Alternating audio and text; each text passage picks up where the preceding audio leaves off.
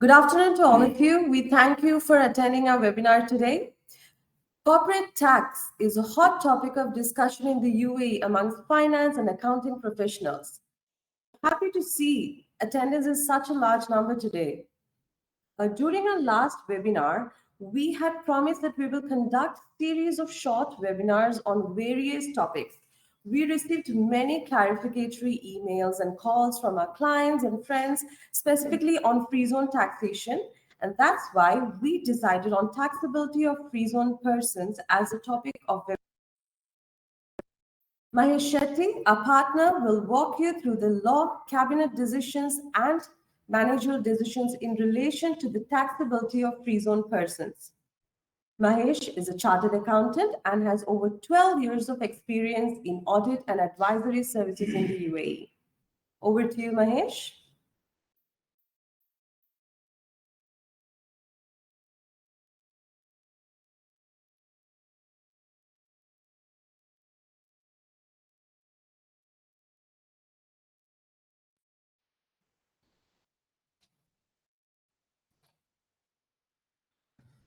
Good afternoon to all. Thank you, Tulani.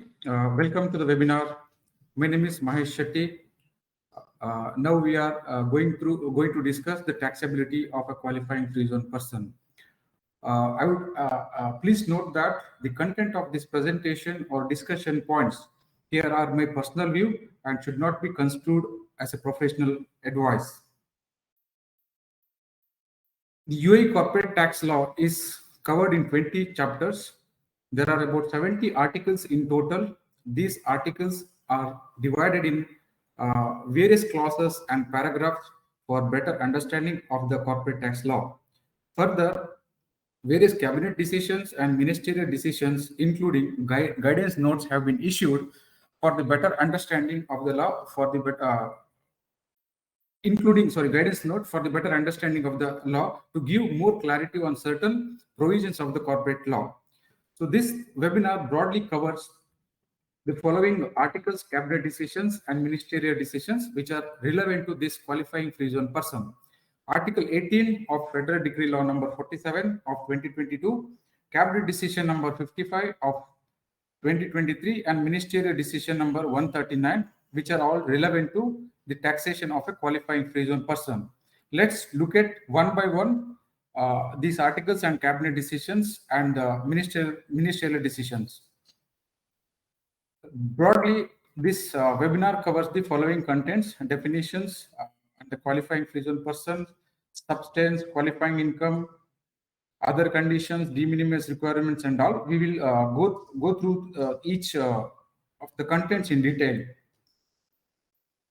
So I would like to have a quick look at the free at some of the definitions like free zone persons, qualifying free zone persons, and qualifying income. These are very important definitions from taxation perspective of the free zone person, qualifying free zone person. So what is free zone person?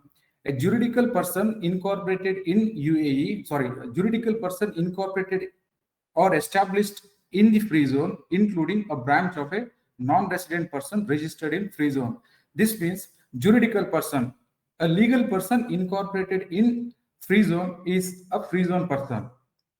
What is qualifying free zone person? A qualifying free zone person is a free zone person first place. What we need to understand here is a qualifying free zone person must be a free zone person at the first place. Once he satisfies the free zone person condition, being he has to be a legal person incorporated in the free zone, then he has to fulfill some other conditions which are set out in Article 18 of this decree law. So then let's see what is qualifying income. Qualifying income has to be read in conjunction with qualifying free zone person, because a qualifying income doesn't have its own validity unless it is linked with a qualifying free zone person. Qualifying income is any income derived by a qualifying person that is subject to corporate tax at the zero rate.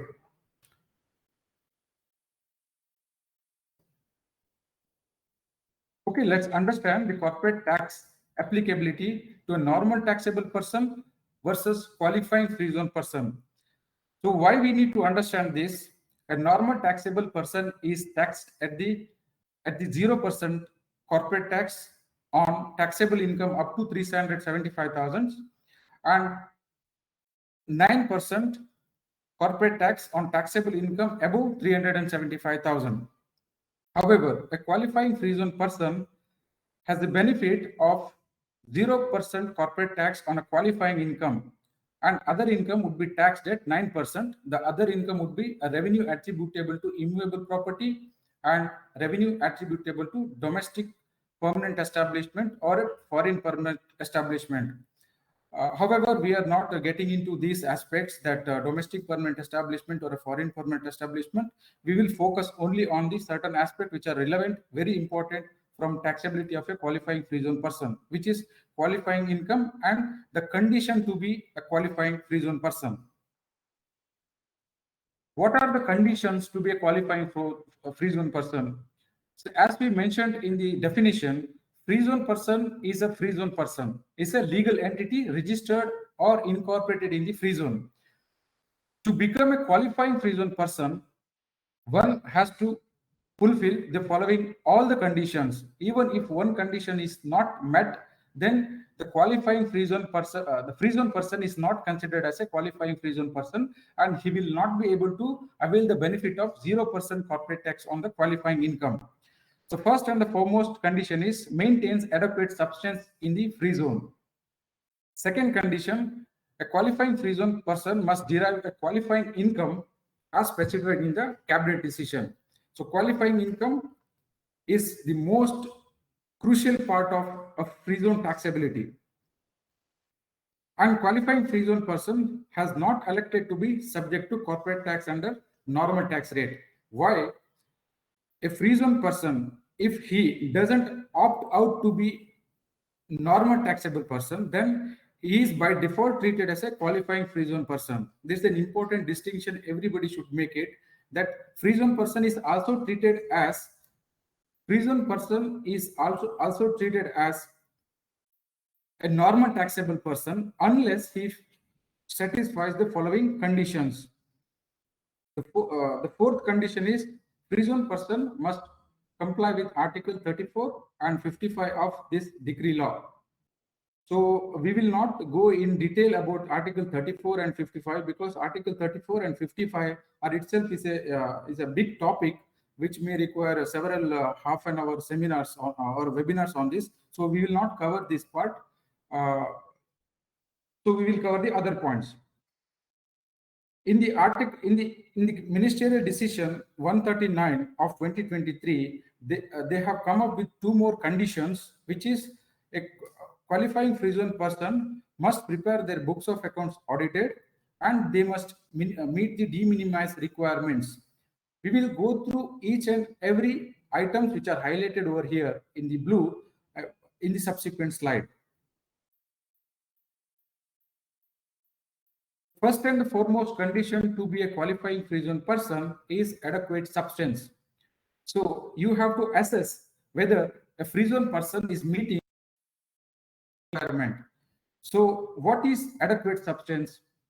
A qualifying free zone person must undertake a core income generating activity in the free zone. Very important. Core income activity in the free zone means if you perform the activity in the mainland, suppose you have a branch or any other setup in the mainland or outside the free zone, and if you start performing or providing services or performing activities from there, then this is the free zone person is not qualified to be a qualifying free zone person. However, that activity can be outsourced to a related party or to a third party in a free zone. That's very important. In a free zone only, you can outsource it to your related party or to a third party in a free zone, not outside the free zone. Provided qualifying free zone person has adequate supervision over the outsourced activities. So what are the other conditions to be fulfilled to prove the substance in the free zone? The free zone must have adequate assets in the free zone, adequate number of employees in the free zone, and incur adequate amount of operating expenditure in the free zone. So the term adequate is not defined anywhere in the law. However, it must be in commensurate with the nature of the business and the size of the operation of the free zone company. So another condition which is very important, as I mentioned earlier, qualifying income. What is qualifying income and why we should know a qualifying income? Because qualifying income is a terminology used only in respect of a qualifying free zone person. If a qualifying free zone person earns an income which is treated as a qualifying income, then that entire income is treated as 0% for corporate tax purpose. Otherwise, qualifying free zone person will not be able to avail 0% tax on corporate tax on the income, the entire income of the qualifying free zone person. So let's understand what is qualifying income. Any income derived by a qualifying free zone person from transaction with the free zone persons. See, we need to very clear on these two terminology used here, free zone persons and non-free zone persons. If a qualifying free zone person earns income or derives income from transaction with a free zone person, then it is considered as a qualifying income, provided the activities are not excluded activities. The law has given, in the ministerial decision 139, the detailed about the what are the excluded activities and what are the qualifying activities. We will go in detail in the subsequent slides. So what we need to know here is income derived by a qualifying free zone person is qualifying income or not a qualifying income. If a qualifying income, it is taxed at 0%, non-qualifying income taxed at a 9%. So when you transact with a non-free zone person, you should look at whether the transaction which I am dealing with a non-free zone person is a qualifying activity. In case of a free zone person, you should see the activity is not an excluded activity. In case of non-free zone person, activity is a qualifying activity. This is the important distinction which many of us got confused when we initially read the law. It gave it's a bit technical, but I will clear it everything towards the end. We'll have a example so that everyone who is attending this seminar will be able to distinguish between qualifying income and not a qualifying income for sure. Even qualifying income, a qualifying free zone person may have income in addition to a qualifying income, which is not a qualifying income. Still, a qualifying free zone person would be able to claim 0% tax on the entire income, irrespective of not satisfying the conditions meant in A or B. However, it is subject to a de minimis requirement which law has specified, which we'll go through later. So, in summary, qualifying income means income derived by a qualifying free zone person from transaction with free zone persons, income derived from transaction with non-free zone person, but only in respect of a qualifying activities. Move on to the next slide. Not elected to be subject to corporate tax at normal rate. This is important because every free zone person who is registered, a legal person registered in free zone, is by default considered as a qualifying free zone person unless he opted out to be a normal taxable person. This is explicitly not mentioned anywhere. If you read the Article 18.1, let me take you to the Article 18.1. This is Article 18.1 of Decree Law 47/2022. See the C point. The condition to become a qualifying free zone person is that a free zone person has not elected to be taxed at normal tax rate, that is 0% corporate tax on taxable income up to 375,000 and 9% corporate tax on taxable income exceeding 375,000.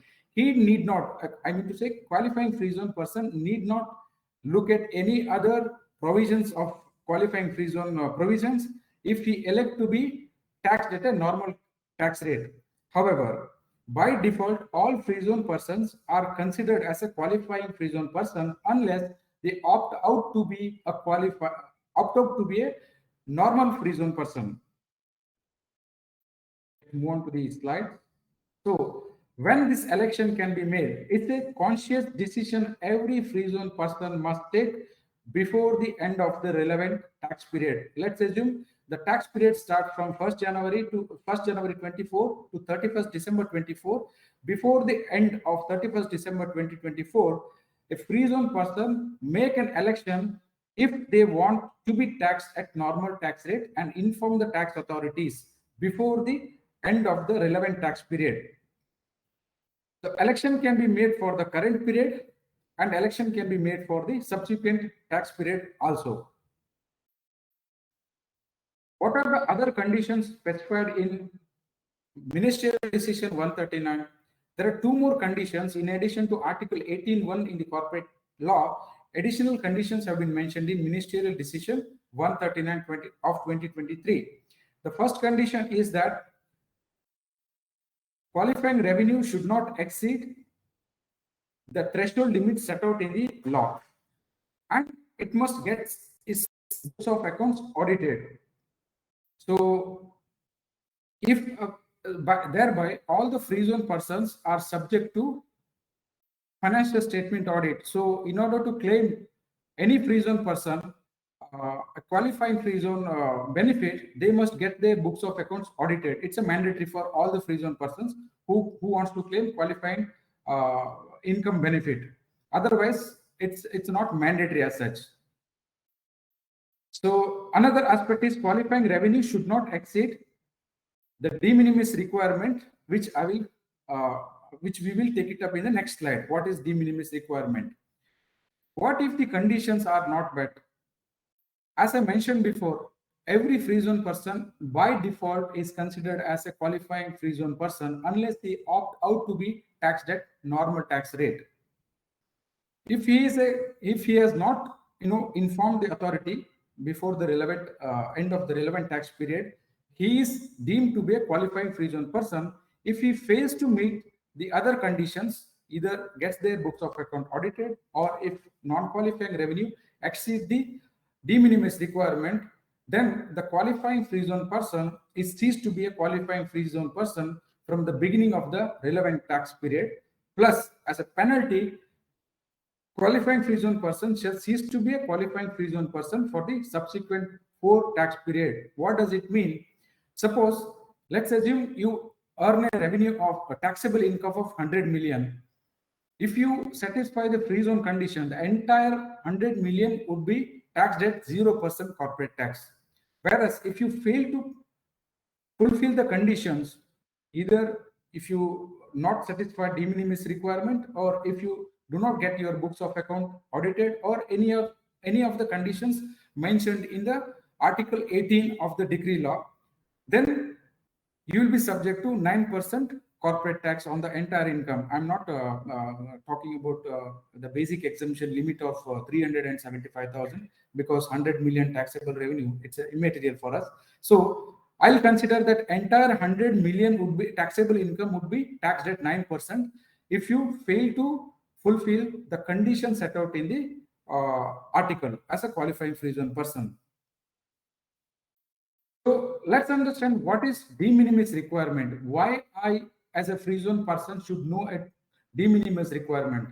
De minimis requirement basically talks about that your non-qualifying revenue should not exceed the lower of 5% of the total revenue, or 5 million. The 5 million is the threshold mentioned in the law. So let's take an example. Let's assume that the total taxable income, total revenue of a free zone person is 80 million. The 5% of 80 million is 4 million. Let's assume total revenue of a qualified free zone person is 80 million and 5% of 80 million is 4 million.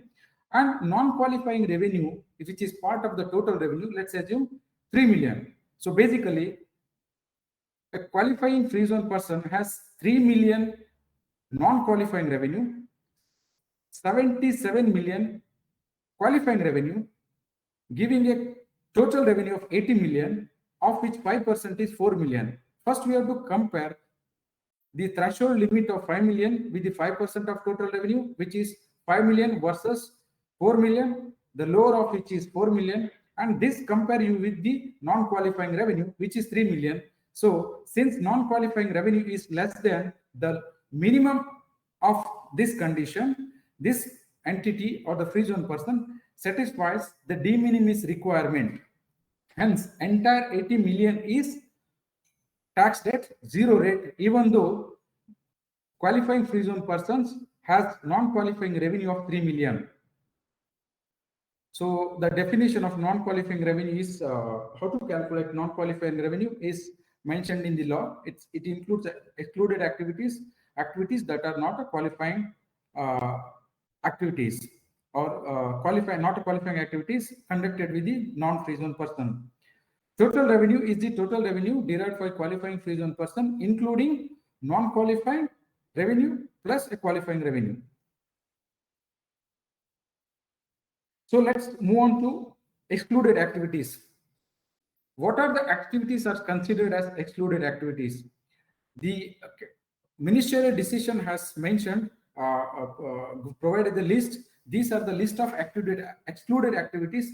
If a qualifying free zone person performs any of these activities, then these are not considered for qualifying income. Hence, any transaction which is listed in excluded activities, if a qualifying free zone person enters into, then these incomes are not treated for qualifying purpose. So transaction with natural person, however, there are exceptions. In case transaction with natural persons, even dealing with natural persons are not treated as excluded activity. So these are the exceptions: ownership, management and operations, fund management services, wealth management services, financing and other services. Financing and leasing of aircraft, banking services, insurance services. So these are the list of excluded activities. If qualifying free zone person provides these activities, then these are not considered as a qualifying income. Let's see what is qualifying activity. See, we should not get confused with qualifying income and the qualifying activity. Qualifying income is eligible for 0% corporate tax.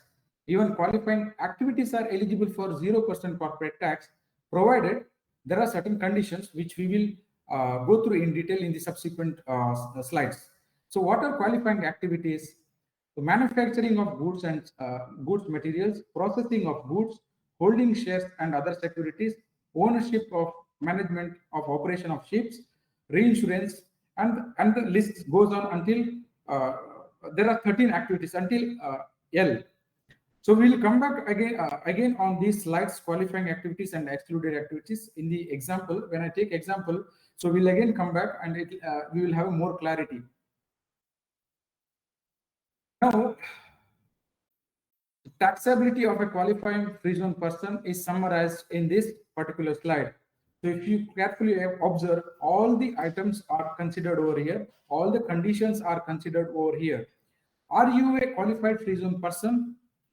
Yes, by default, all free zone persons are considered as qualifying free zone person unless they elected to be subject to normal tax rate. So are you a qualifying free zone person? Yes. Have you elected to be subject to corporate tax under Article 19?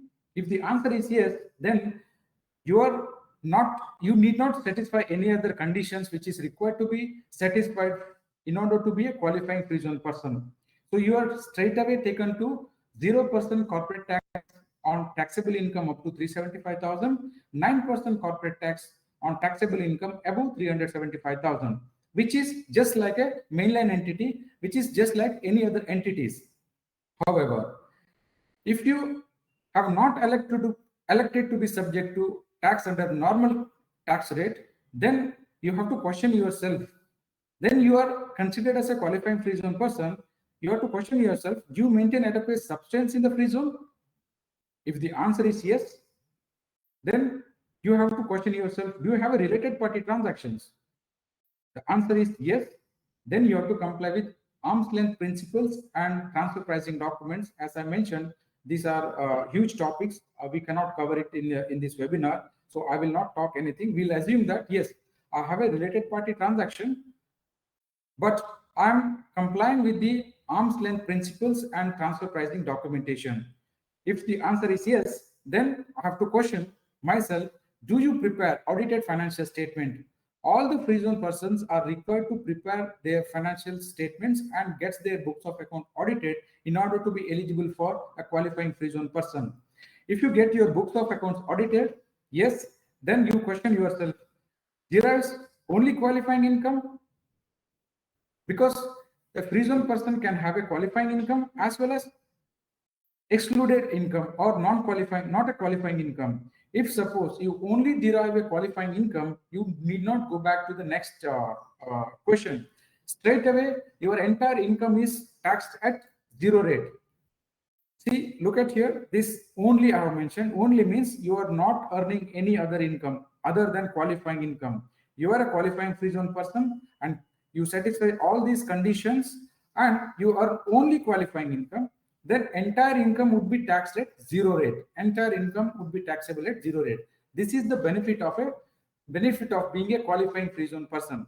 Suppose you as a qualifying free zone person earns or derives qualifying income as well as non-qualifying income, then you must test yourself for de minimis requirement, which I have just mentioned, explained to you a couple of minutes before.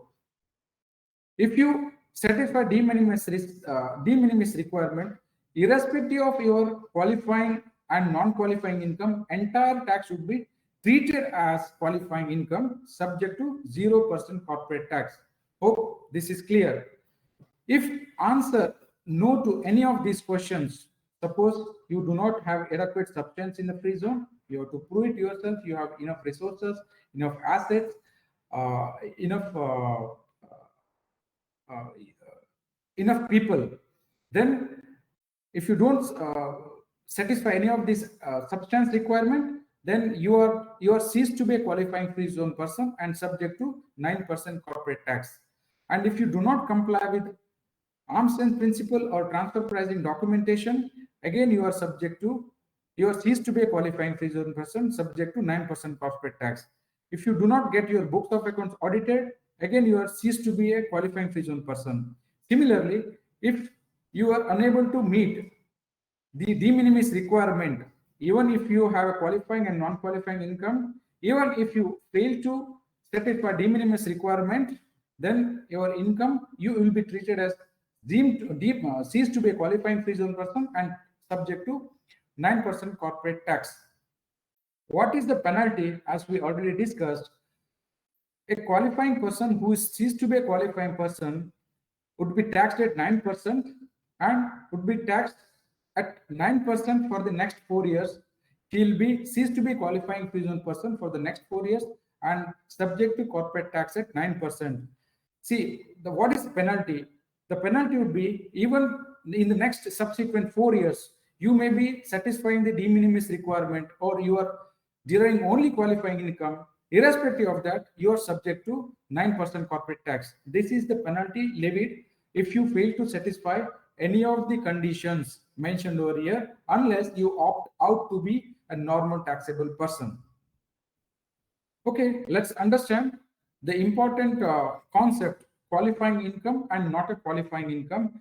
This is the core of a taxability of a qualifying free zone person. If you are able to distinguish between what is qualifying income and what is not a qualifying income, then you are done with the entire free zone taxability in my view. So you will get to know now. So you have to question yourself.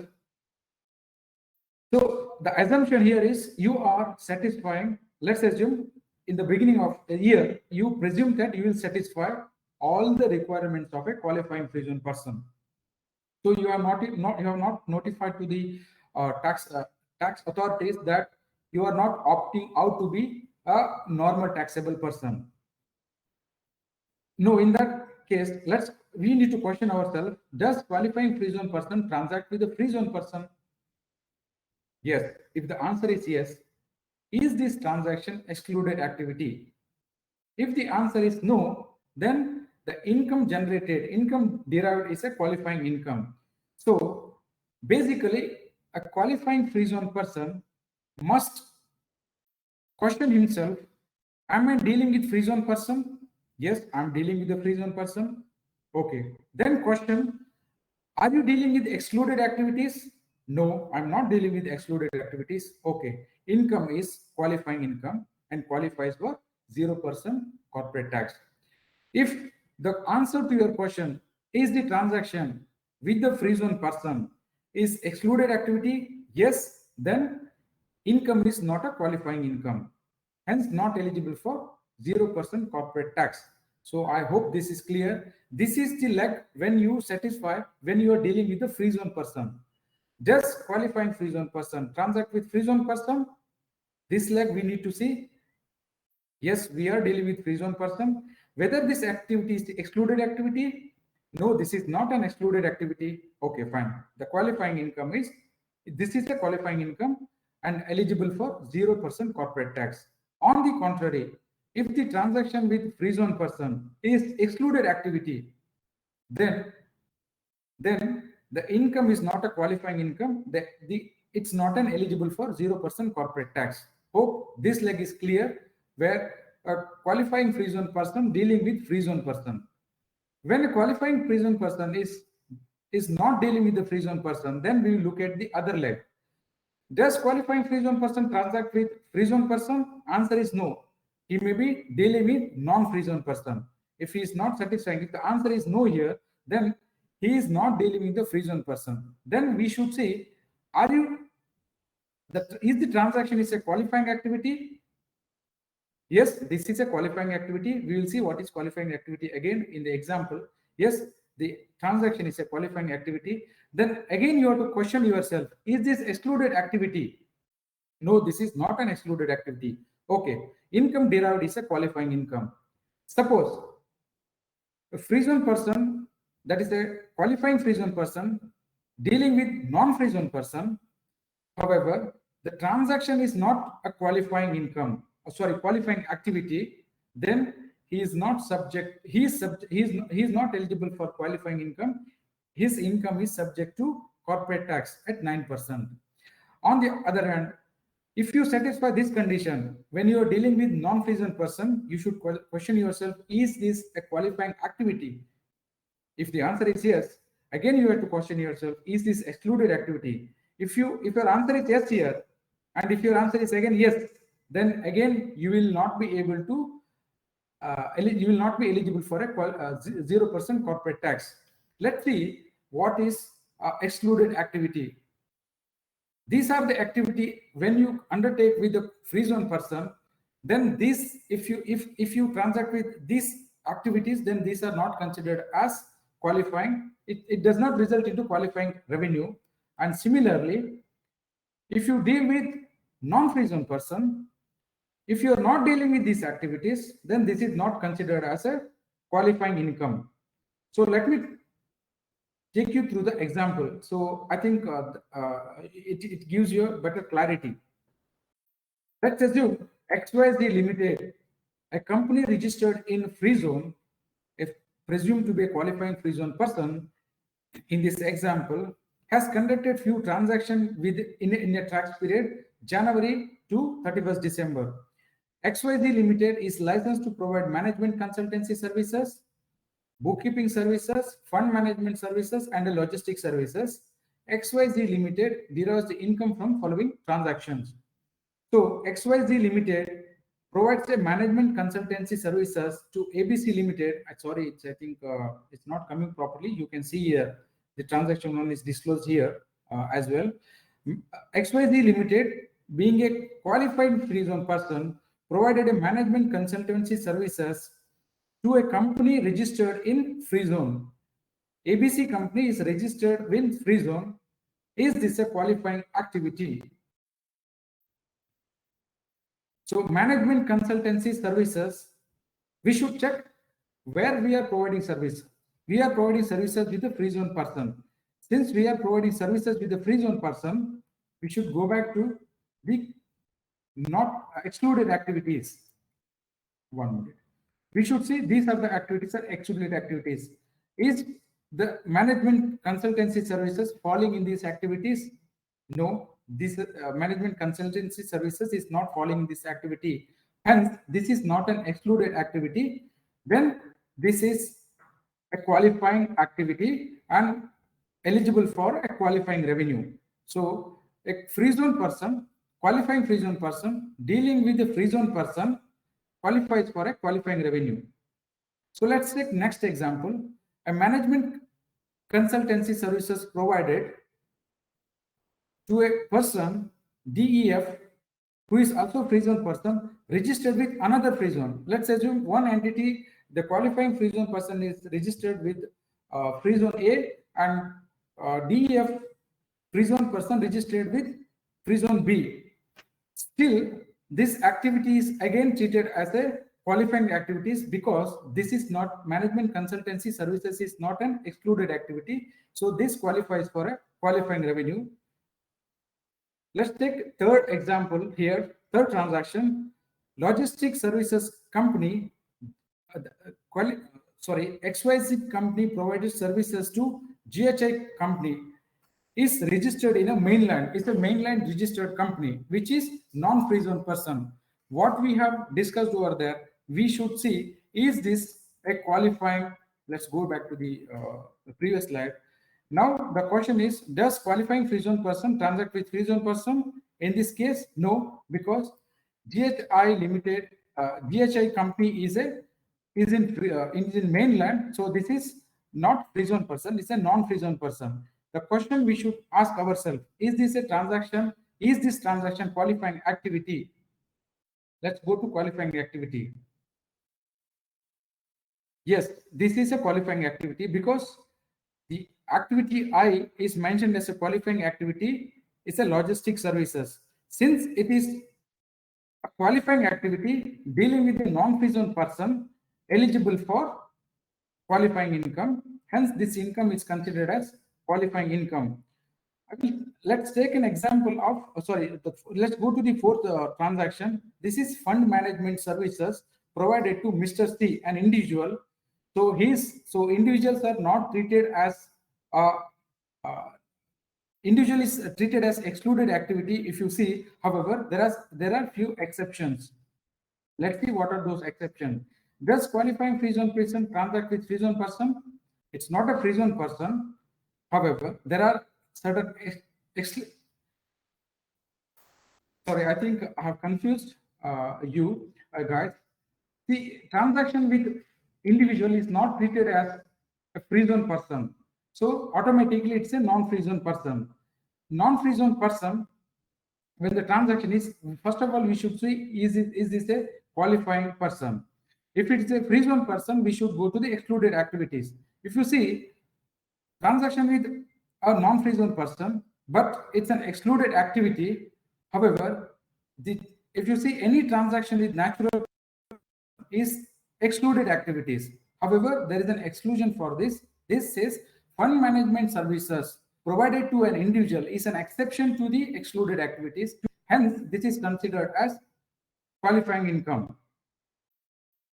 Let's see the last transaction. Accounting services provided to GHI company. Here, two services have been provided. If you look at the transaction C, GHI company is a non-free zone person, but I have provided him logistic services. However, now I am providing GHI company is non-free zone person, is registered in the mainland. I am providing him accounting services. Since he is a non-free zone person, I should go back to this slide. Does qualifying free zone person transact with non-free zone free zone person? No, I am dealing with non-free zone person. Is this a qualifying activity? This is not a qualifying activity. Hence, this income is treated as non-qualifying revenue. So this is clear now. So let's see the total qualifying revenue earned by XYZ Limited in the year is 39 million, and non-qualifying revenue is 500,000. Total, the revenue of a XYZ Limited is 39,750,000. However, now we should see, since this company earns both qualifying revenue as well as non-qualifying revenue, this company earns both qualifying revenue as well as non-qualifying revenue, then we should look at the de minimis requirement, which we already discussed. Let's see the de minimis requirement. Am I satisfying?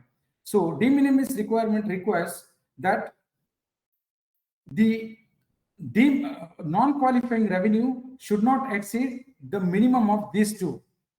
So 5% of total revenue, which is 5% of 39.7 million, is 1.9 million, and compare that with the threshold limit provided in the law, which is 5 million. The lower of these two we consider for de minimis purpose. Then after that, we have to consider non-qualifying revenue, which is 500,000. If you see, the non-qualifying revenue of the free zone person, qualifying free zone person, is 500,000, and compare that with the de minimis requirement, which is the non-qualifying revenue should not exceed this threshold, the lower of these two. Hence, XYZ Limited satisfied the de minimis requirement. Hence, the entire revenue of XYZ Limited, 39.7 million, is treated as a qualifying income and subject to zero corporate tax. In the same example, I have changed the scenario wherein the fifth transaction, accounting services provided to GHI company, which is a non-free zone services, the amount increased to 3 million. Instead of 500,000, I increased to 3 million. Now, my non-qualifying revenue is 3 million because I have taken this 500,000 as 3 million now. So non-qualifying revenue is 3 million, and compare this with the lower of these two. The first condition is 5% of the calculation is 5% of total revenue, which is 42.2 million. We need to calculate 5%, which is 2.1 million. Then compare that with the threshold limit set in the law, which is 5 million. Lower of these two is 2.1 million. Then compare that with the non-qualifying revenue, which is 3 million. So since the non-qualifying revenue is higher than de minimis requirement, this company has not satisfied de minimis requirement. Hence, the entire income of 42.2 million is not treated as qualifying income. Then the income is subject to corporate tax at 9%, with the basic exemption limit, of course, up to 375,000 taxable income is 0%. Above 375,000 taxable income, tax at 9%. So this is the end of webinar. Probably I have taken little more time. So thank you very much for your patience. I hope I have clarified the important topic of the qualifying free zone person is determination of qualifying income and not qualifying income. So thank you very much. I think so we are closing this webinar. I think my colleague Chulani will take this forward from here. Thank you so much.